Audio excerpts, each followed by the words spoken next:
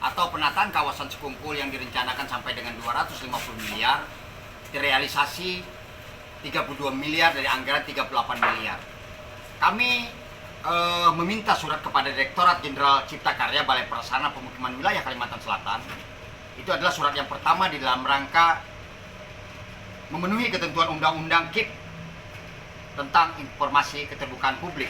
Tapi dijawab oleh Direktorat bahwasanya ini adalah rahasia negara. RAB itu adalah rahasia negara yang tidak boleh dibuka selama 30 tahun.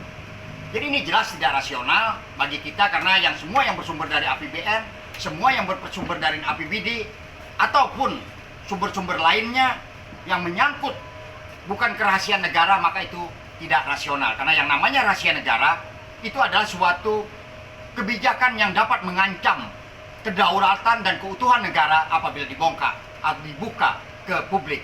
Oleh karenanya, karena mereka membantah tidak akan membuka ini, maka kami akan melanjutkan kepada sidang Komisi Informasi Publik di mana proses itu sedang berjalan. Itu yang pertama.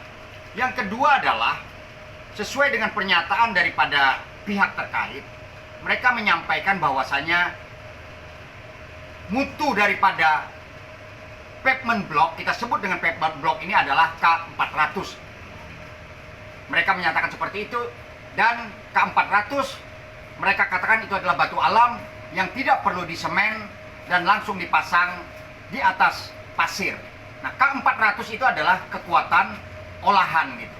Jadi ketika mereka menyatakan itu adalah mutunya K400, lalu mereka menyatakan ini batu alam, maka tentu saja saya akan melakukan komunikasi dengan berbagai pihak.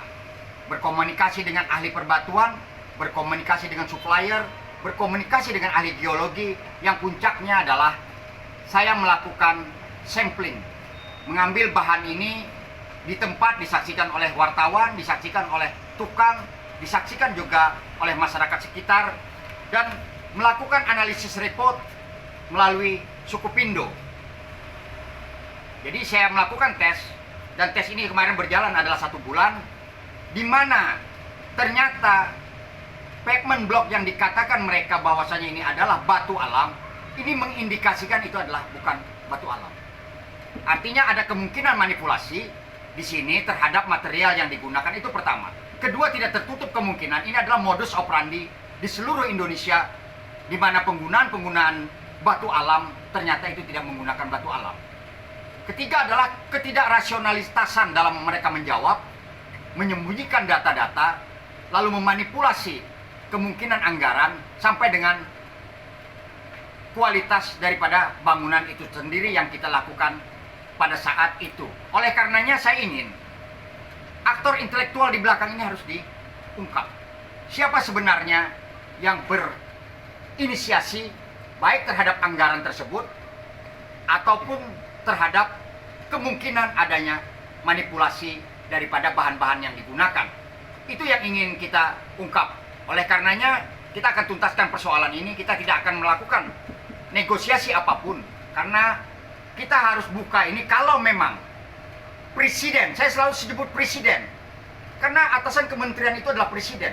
Kalau presiden ingin menertibkan semuanya ini, jangan datang ke Tanjung Priuk lalu menyuruh Kapolri menangkapi preman-preman, pemalak-pemalak, mencomot sampai Pak Ogah di tengah jalan.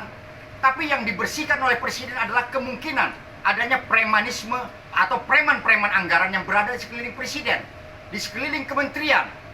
Itu yang harus mereka atau harus presiden perhatikan. Karena kalau dibiarkan seperti ini terus berlanjut, maka tidak tertutup kemungkinan ini adalah modus operandi yang direncanakan.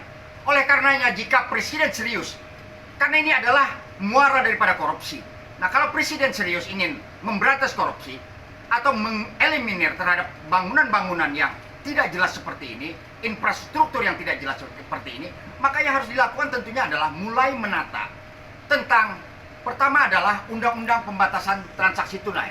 Kedua adalah pendaftaran aset, kepemilikan di dalam sebuah kelembagaan tersendiri. Ketiga adalah berdamai dengan masa lalu, melakukan pemutihan misalnya terhadap aset-aset yang selama ini dititipkan atas nama orang lain.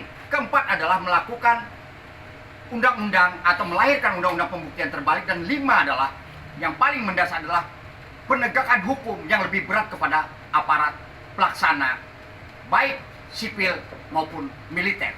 Itu yang kita inginkan dari kasus ini, karena ini adalah sebuah fenomena, mungkin saja fenomena gunung es yang ada di seluruh Indonesia, bahwasanya kemungkinan pembangunan infrastruktur itu adalah bagian daripada upaya memindahkan harta rakyat ke kantong-kantong pribadi.